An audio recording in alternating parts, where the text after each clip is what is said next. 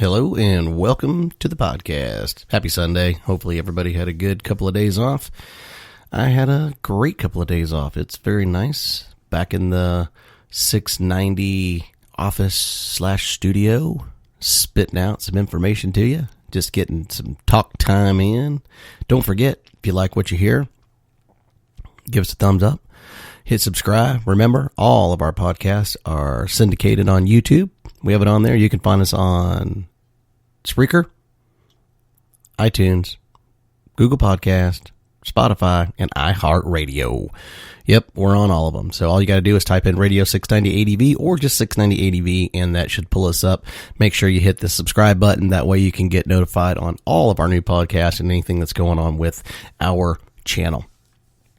Anyway, if you haven't subscribed to our YouTube channel, make sure you head over there. We've got over 200 plus videos to help you out and give you information on everything day to day, from dual sporting to adventure riding to camping to gear, all sorts of stuff, and more and more and more to come. We are working on videos all the time. Anyway, on to today's podcast, it came to me yesterday. I was, thinking about heading out to the dealership, and I don't know if you guys do dealerships a whole lot, and if you do you like your dealership? Do you not like your dealership? Is it the only dealership that's around, and you really have no other choice? Is it just too far to go to a dealership? What is it? To me, it's really hard to find a dealership that you can buy into and trust and know that they've actually truly got your back and they're not just after your wallet. So to me, dealerships are finicky, and I live in Dallas-Fort Worth, so they're everywhere. I mean, they are everywhere. Dealerships are really kind of dime a dozen here in Dallas-Fort Worth, between the two cities and all the mid-cities and surrounding small cities. I mean, it's just gigantic around here. You can spend all day driving the loop of Dallas and Fort Worth. Well, inside of that loop, there are literally, it's overwhelming on how many motorcycle dealerships there are. There is just a bunch. And there's more popping up all the time. So dealerships, I don't know if it's me or if it's you, but I've lived in Texas a long time, and with having options, it's really fantastic. And a lot of people don't have options. I get stuff all the time from guys emailing me and putting posts and comments and stuff like that saying, man, I don't have that luxury. I have to drive 3 hours to my nearest dealership, or I have to drive an hour to my dealership, or I have to, just literally it's a day to just go to the dealer and get home. And that's awful. And that hinders a lot of people from being able to pick and choose the motorcycle that they truly want. And sometimes they have to settle for something that they truly don't want, just because of the inconvenience of, where the dealerships are located. Now, we can't pick and choose where dealers are located and stuff like that. It is what it is. They have to be situated to where they can actually sell motorcycles. I understand that. And to where they can actually make a profit, or they can't stay in business. That's understandable. I get that. What I don't get is how literally 75% of all dealerships, and it's not just motorcycles, it's vehicles too, but I don't want to talk about cars because cars suck, and they're, I have to have one because it gets me to and from work. What brings my happiness is my motorcycle. So basically, in short, and I'm calling on you as well to give some input. Remember, email me at 690adv@gmail.com and tell me if you have that dealership, because here, I've shopped around. I've tried everything. I've owned Hondas. I've owned BMWs, Suzukis, Yamahas, KTM. Basically pretty much the manufacturer across the board. I've owned their motorcycle. And taking that motorcycle for just miscellaneous stuff. And I do a lot of my own work because I think that's the sole purpose of, at least for me, with my motorcycle, is I love to tinker with my bike, even if it's just little things. Now, if it's something heavy maintenance or something like that, I'll probably run it to the dealer. I'm going to get to my point here in a minute about dealerships, or at least my experiences with dealerships. And I'm not going to throw names out on any dealership except for one, only because that's my dealer. That's my guys, actually, more than one. And we'll get to that in just a second. But I like tinkering with my bikes. I like to do my little stuff, my chains, brakes, anything that has to do with fuel lines, stuff like that. Now, my KTM's fuel injected. I'm not very savvy with that type of stuff. I'm sure I could do research on it, but it might just be easier to do a dealership run to the service department to get that taken care of. Valve clearances and stuff. I am going to attempt to do my own valve clearance on my KTM. And if I screw it up, I can take it to the service department and they can fix it for me. But I do want to shoot a video on that just to show that you can do things if you really want to do it. And it's really kind of fun to get out and tinker with your own bike. But I'm still a little ways off. I'm still about 5,000 miles from from doing my valve clearance and valve checks. But, I like tinkering with my bike, oil changes, just the basic stuff. So moving on from that, a lot of people will go by their motorcycle, and this is just generalized. This has nothing to do with KTM. What this has to do is it can be a Harley Davidson. It could be Yamaha, Honda, Suzuki, BMW, Ducati. I mean, whatever you ride, and that's okay. There is nothing wrong with what you ride, because really, I know we really dig into the dual sport and the adventure side, but in all honesty, our channel is growing and it's expanding, and it's being more than just the dual sport. And that's what it was, because I get a lot of guys that just ride motorcycles too that are thinking about getting into dual sport. So, but any motorcycle that you have, whether it's a Harley Davidson or any of those manufacturers, with the dealership, and do you have that dealership that truly, honestly, that you've actually dug in a little bit and they take care of you? I have shopped and shopped and shopped, and literally over the last 10 years, there is only one dealership that I honestly, truly can trust. That I could truly trust. Now, I'm not saying that the other dealerships can't earn my trust, because people come and go from dealerships. I do know that. And they're always expanding and they're always growing. There is a saying in business. I own my own company. You're either growing or you're dying. That's it. There is no in-betweens. You're growing or you're dying. Stagnant is bad in any business model or plan. So, do you have that? If you do, and you have the capability, if you're listening to this on YouTube or something like that, comment and talk about your dealership and what makes them so cool, and what is it that they do that makes you believe them and trust in them. Because whenever I go to any dealership, and I think this is for a lot of people, especially your new riders or guys that are fairly new, maybe not new, maybe like a year into it or maybe a couple of years, they go to the dealership and it's like it's the gospel, and everybody knows everything, because you walk through those doors, everybody knows everything about motorcycles. That's not the case. That's not reality.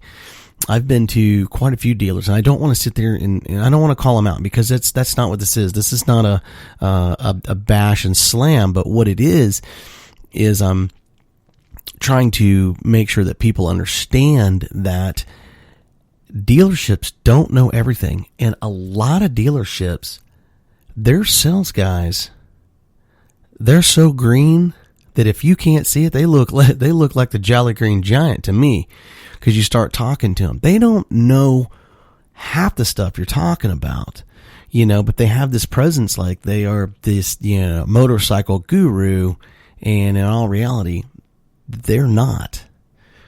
And sometimes that's hard to get beyond. So I've been to several dealerships around here, and just from getting motorcycle oil, look at me like I'm a three-headed monster. when I'm saying, hey, yeah, I've got a 2017 690R and I need some oil. It's a test for me to see if they know exactly what oil to go get and what's recommended for that motorcycle. And especially if they are a dealer that sells that motorcycle. And they look at me like I'm a three-headed monster. And then, you have to give a little bit more information. And then they finally will put you on to roughly the right direction of motorcycle oil and filters and all that stuff. But this is not a witch hunt or a bash on dealers. What I am saying is that there's a lot of dealers out there that if you are new or an intermediate rider and stuff like that, and it does, go to these dealers and feel them out and see and price check them. It's great. Every once in a while, I'll go to a dealership and I'll just price check them just to see how outside the box they really are and how crazy they are on their pricing, especially in their service department, because some places you have to go to in order to get the part or the thing that you need because it's for that bike. And I'm not saying, oh, well, you can pretty much get most everything on Amazon or online. There's so many. The internet has opened up so many doors for everybody. And not only that, it's good and it's bad. The reason that it's good is because it gives us so much at our fingertips so that we can go and do research and know if we're being taken advantage of. The bad is that the internet has made everybody a guru. And no matter where you go, Facebook and all that stuff, everybody knows everything because they have Google at their fingertips. And it makes them look more than what they really are. Here's the deal.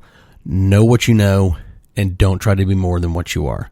That is what it is. Don't fake it till you make it. Just be yourself. You're good just the way you are, unless you're just a complete and utter jerk. So back to the dealership side. Do you have a dealership that you truly can trust? And if you do and you want to name drop them down in the comments, that's fantastic, because maybe you will put something down there and where in the area that you ride, like maybe it could be Los Angeles or Phoenix or Denver or anything like that, and of a great dealership that you want to sit there and pimp out, man, that's fantastic, because other riders may see that and they know a great place to go, and they could just say, hey, look, I got some guys that said that you guys are really good and you'll take care of me and yada yada, because finding a real good dealer is easier said than done. So back to the trust. I've bought many a motorcycle, and I don't just go to one place and buy. I go to multiples. And the reason I go to multiple places is because I like to check out, and and the thing is, you don't have to be the cheapest for me to buy. Sometimes you just got to be the right fit, and I've got to be able to believe in what you're giving me. And I got to know that I'm getting my money's worth for what you're giving me. And to shop around, it takes a lot of time, but sometimes you can save some money and sometimes you can't. But around here, I think there's 5 or 6 KTM dealers. The story goes, about 2.5 years ago, I was on my F800 I was looking at the KTM 690 Enduro R, which I ride now, and I just needed something lighter, something that I could just do more off-road. The bigger bikes are just so difficult, and they're so heavy, and it's not fun. It's not fun off-road, especially when the road starts getting technical. Now, rumor was, in 2016, that was it. KTM was done, discontinuing the 690R, but nobody had confirmation. You go everywhere. Everybody's an expert. You go to all the forums, the KTM forums, you go on Google, everything. Everybody nailed it. Everybody 100%. Yep, it's gone. It's done. They're discontinuing that big crazy thumper. They're not gonna have it anymore. Yada yada yada. This went on for months. So it got to a point where I was like, okay, well, you know what? We've got Husky dealers here in Dallas-Fort Worth. Maybe I'll go and entertain the 701. So I did my research. It's a gorgeous, sexy bike. I love the colors of it. I think it's just fantastic. I was on my way to Husky. Well, just so happens on the way to Husky, I pulled into Kawasaki KTM in Grapevine, Texas. I'm not going to sit there and say what the dealership's name is, and sat down and talked with them. Well, little did they not know is that I had 50% in my pocket because I was out shopping. I was going to put a down payment, 50% down on a bike, and then basically pay the remainder whenever the bike was built in the whole 9 yards. That was my plan. I don't just ride around with that kind of money in my pocket. It just had to be that, I have a fund, and it's called Motorcycle Funds, and that's all it's for. It's for motorcycle stuff.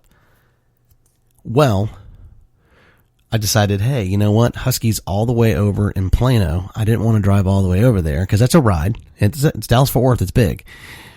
I pull into there. I sit down. I talk to him. I said, hey, you guys are a new KTM dealer. What's up? Is that 690 truly discontinued? Because all I see here is the 500. And I said, well, we don't have any information. We know nothing. But what we can do is when we find out, we'll let you know. And if you want one, they don't last. But if you want to put a $500 deposit down, we will let you know, and we will reserve the very first one if it comes out. Well, that wasn't good enough for me. So I was like, well, that sucks. I'm not going to put 500 on a maybe.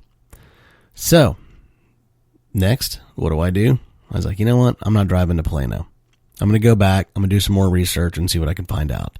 So I go back, and I basically literally the next day I was on the internet, and I found one more dealer that was close to home before I drive to Plano, because my mind was pretty much made up. The 701 was a done deal. They're coming out. They're not discontinuing them. They're 100%. I could go there. They have one on the floor. I can go look at it, do everything, yada, yada, yada. I know there's guys out there going, well, you should have just bought the 701. Well, I'm glad I bought the 690, and I'm going to tell you why. Not knocking the 701. Fantastic bike. And I'm going to tell you why I didn't buy the 701 when it's all finished. I found one more dealership. And this comes into what the whole premise of this podcast is about dealership. Is there somebody that you can believe in, and can you trust? Well, I found KTM North Texas, or slmracing.com, and the owner there and his main partner guy, Bert. So Todd and Bert of KTM North Texas, they were literally from my office maybe 5 miles. I was like, wow, I didn't even know they were there. Well, I'm going to run there real quick. I'm going to go talk to them and see what because they're pretty much a KTM dealer only. They don't really have any other manufacturer. They're pretty much KTM. I drive down there. I walk in the door. Hey, can I help you? I wasn't there for 20 minutes. I wasn't there for 15 minutes. I wasn't there for an hour, and everybody's pretending like I'm just a face, Didn't ask me, do you want to see bikes? Do you want these things? They're like, hey, what's going on? Can I help you? And at the time, I had no idea. Well, the gentleman that approached me his name is Todd. I don't want to go into details of what his level is there, but at the end of the day, he came and talked to me. And he asked me what I was thinking. And I told him, I said, look, here's what I do. And I'm really interested in the KTM 690. And he says, well, I don't have any at the moment. He goes, they're all sold out. They usually don't last very long. I said, I know, that's the kicker. That's kind of why I'm here. And I asked him, I said, look, rumor is they're going to discontinue that bike. And it's really depressing. I said, because I guess my only option truly is to go to Husky 701. And he said, look, here's the deal. He goes, I'm not allowed to divulge information about certain things. He goes, you need to figure out which bike that you want. He goes, if you want a Husqvarna, you can go get one. And they're fantastic bikes. He says a lot of people think because it's a husky that you can bring them here and we can work on them, and we can work on them. We can work on huskies. There are certain things we cannot get into because we just don't have the computers to get in and read some of the stuff that is on the husky. Just because they're manufactured by KTM, we can't go in and do it. Now, if we were a KTM Husky, then that's the same thing. We can actually do that. Like if you want to do dyno testing and stuff like that, some things we can and cannot do. They're great bikes. So basically, right off the bat, he gave great kudos to Husky and all this stuff. And he says, but if you're thinking about a 690, he goes, I can't say yes or no, but what I can tell you is that I have no information of cancellation. And we get information all the time from KTM, and nothing has come across the wire. And we should know within the next 30 days if it's going to be discontinued or not. But he goes, I've never even heard the rumor of it being discontinued. He goes, because we're just about to the point to where we're going to be placing our orders for what we're going to be getting on our KTM. You don't just order and the bikes come in from KTM, from what I understand. They have to order in advance, and then they have to sell the bikes that they do. KTM's very finicky at how they handle their business. I'm not going into how it all works. I'm just telling you from some of the things, very little, because it's not really anybody's business, and I don't want to sit there and put something out there. But he didn't tell me anything, that it was discontinued. That was very reassuring, because I really didn't want a Husky. I really wanted a KTM. So we went into it, and he says, look, he says, I don't have any numbers for the 2017 model because we were in the 2016 year. He says, but what I can do, he says, look, I can tell you this. I know nothing about a discontinued whatever, but I will know pretty quick. And he goes, if they're going to discontinue a bike, he goes, we would have known about it by now. He goes, but I can't say. He goes, now that may something come across the wire and it is discontinued, but as of right now, nothing.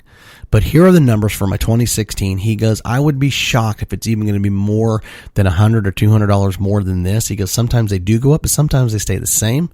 He goes, but if you're interested in it, he goes, man, I only need like $100 down, and I'll hold the bike for you, and we'll get you set up, and then I'll let you know exactly when it comes in, and then we'll get it put together for you. I said, well, I did the same thing with BMW, and it was supposed to be in November. And it ended up coming in mid-January. Very upset. If it's going to come in, I need a day when I can pick it up. Well, here's the deal. Talking with him and spending time with him, it was like talking to a guy that I'd known for years. By the time I left the dealership, he treated me like a buddy. It was no fluff. It was no frills. He didn't sit there and try to shove a bunch of stuff down my throat. He didn't try to sell me on stuff.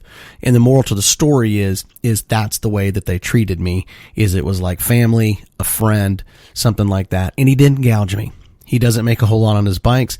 He makes his money on selling parts and his service department and things like that.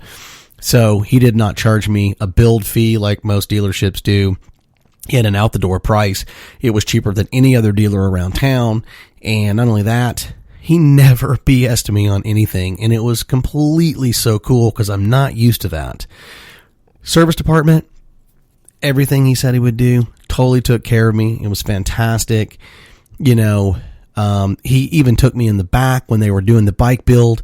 We did everything to that bike. I picked the parts. I ended up spending a lot of money on aftermarket parts with them, but I couldn't buy the parts any cheaper from anywhere, not even Amazon. So he had it in shop on a lift, and he was putting all these parts on.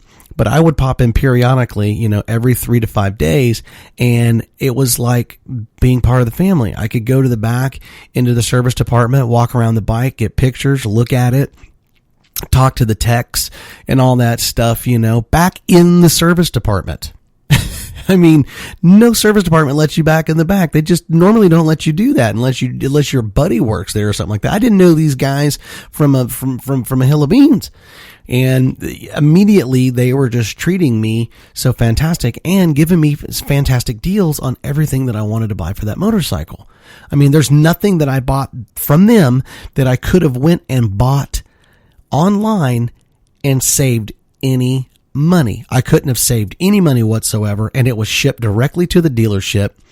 and I didn't have to pay for any of the shipping or any of that stuff. And some of the stuff we already had in stock, and biff, bam, boom. And I mean, they built my bike out.